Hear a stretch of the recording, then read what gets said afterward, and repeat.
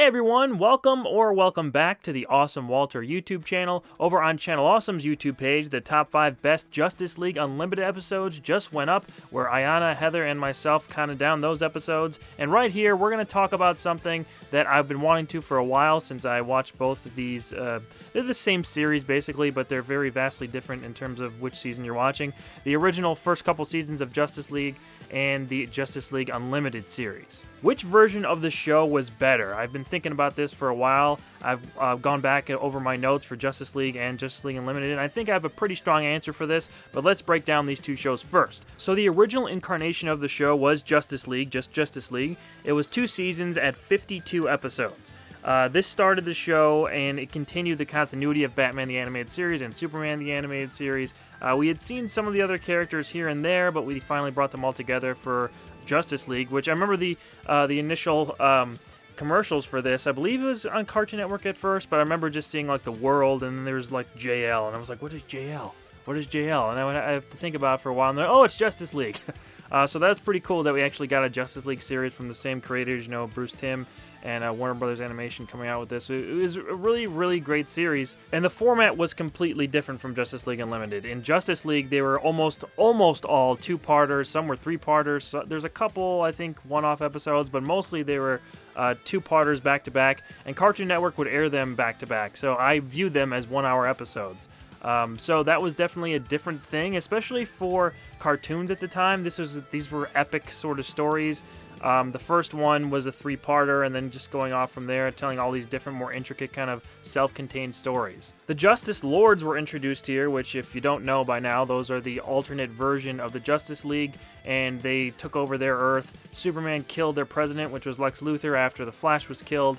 And they basically just took over the world and took over the world's governments and are like the top dogs on the planet.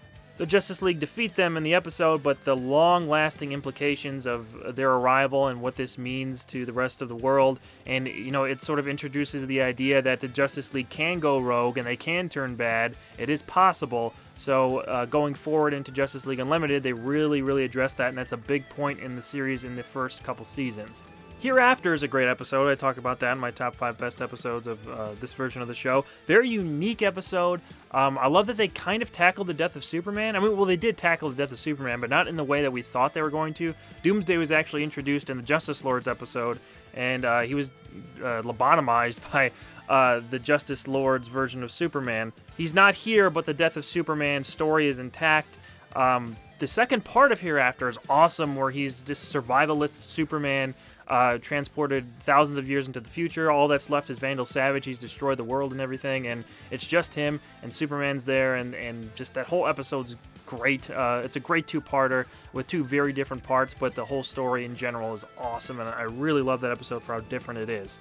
The episode Legends is very much a tribute to the golden age of comic books and stuff. It's Seaboard City, the Justice Guild. Flash transports them into a different dimension. It's a really good episode, and I love the tribute there, and it's a really strong 2-parter, especially the second part. And we can't talk about Justice League without talking about Starcrossed. Just like the Justice Lords, this had long-lasting implications on the entire show going into Justice League Unlimited, where Hawkgirl's revealed as a spy. Her relationship with Green Lantern and Crotalic and everything is brought in here, and all the Thanagarians come to Earth, and they occupy Earth.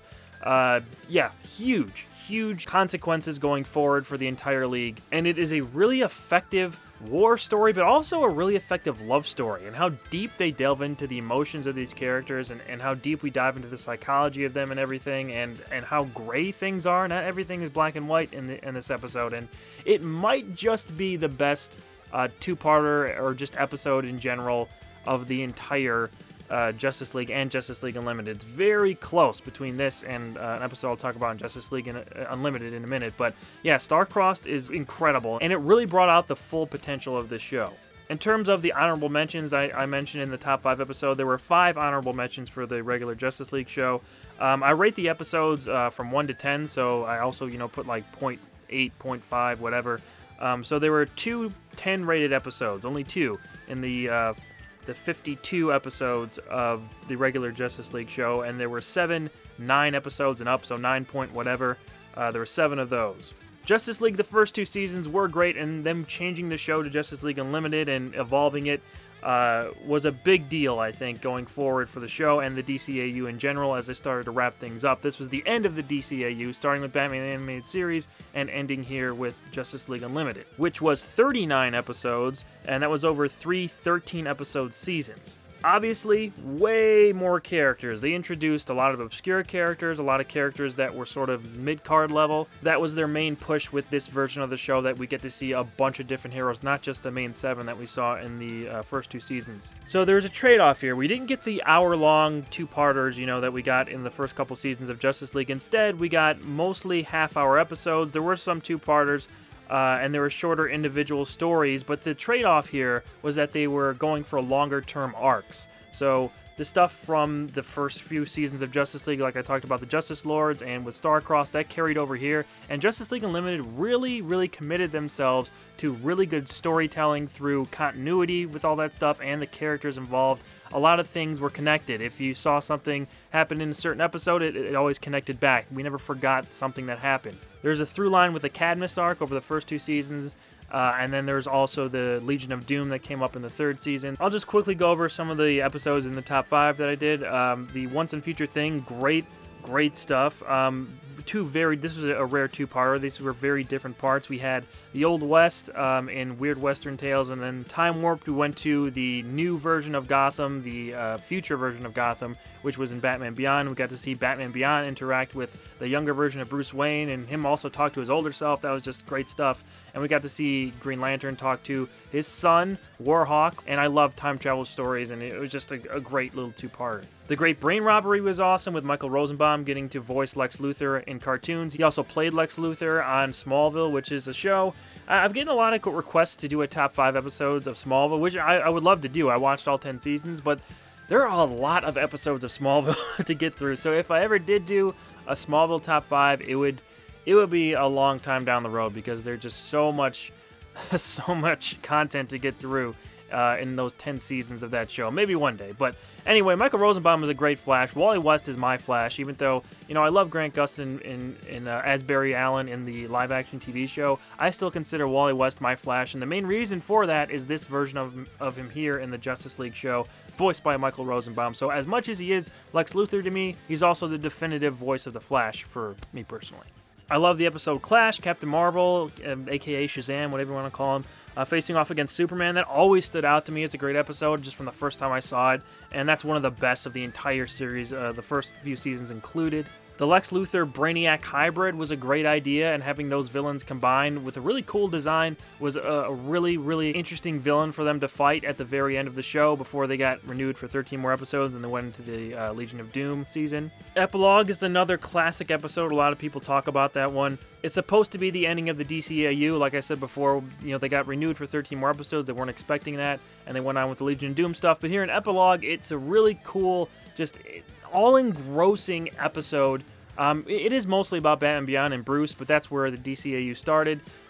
We get to see sort of that flashback to Bruce talking to Ace and talking her down, and we see the true humanity of Bruce Wayne's Batman. I thought that was really cool. Still not a big fan of Terry McGinnis actually being Bruce's son, but if this was just a self-contained episode, that's why I love it so much. That's why I put it at number 1 in the top 5 best JLU episodes. But it's just great from a technical level. The script, the story, the characters just work perfectly, and I love Epilogue. It's between this and Starcrossed, I think, for what the top episode would be, because Starcrossed is a big 2-parter, and it's more about all the characters. This is more just about Batman, but it's just so good. I would go back and forth. Which one do you think is better, Starcrossed or Epilogue? Let me know in the comments. So overall, JLU got to focus on some lighter stuff. Justice League was always a very heavy show with those 2-parters. There wasn't a lot of comedy in it, but there was a lot of really funny episodes in Justice League Unlimited. I mean, I really liked that they started to focus on the more obscure characters. I love the Booster Gold episode.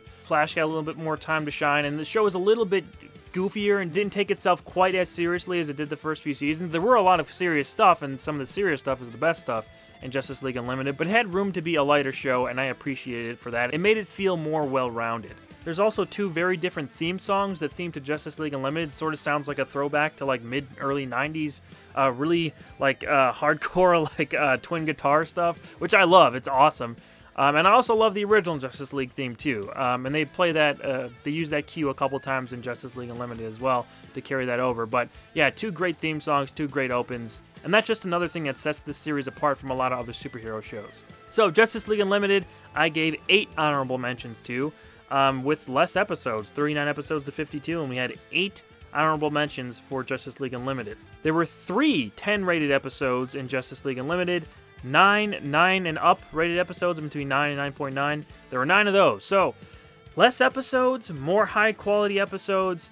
I think I like the tone of this a little bit better. I still love the original Justice League series, the first couple seasons there, but I think they really grew to the ultimate version of the show in Justice League Unlimited. And I'm going to say Justice League Unlimited beats out the original Justice League just by a little bit. I think that this show, like I said, fulfilled the potential of everything that was built up in those first few seasons. And I didn't really miss the first couple seasons when watching this because we had so much more to invest in with characters and storylines and stuff.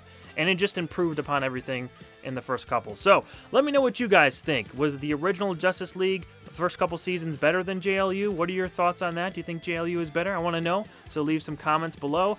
I will be back here on Thursday with a new video as well as Saturday. So make sure you check back for that. And I will be doing a review of WrestleMania coming up probably early Monday morning or something like that. So make sure you check back for some wrestling videos coming up. I have some more planned for those in the future. And what do you want to see from me for wrestling videos? Let me know in the comments because I'm going to be focusing on that over the next few weeks, I think. I want to put up some wrestling videos for you guys, some wrestling content. I know originally I wanted this to be more of a wrestling channel, but it just didn't work out that way, so I'm trying to make up for that now. Let me know what you guys want to see below. And I will see you guys back here on Thursday and right back on Channel Awesome next week. Coming to you from C2E2. We're going to be at the Chicago Comic Entertainment Expo coming up this very weekend. So if you're in the Chicago area and you're going there, if I see you, don't be afraid to say hi. I love talking to you guys. So I'll catch you guys right back here on the channel very soon, and I'll talk to you then. Bye.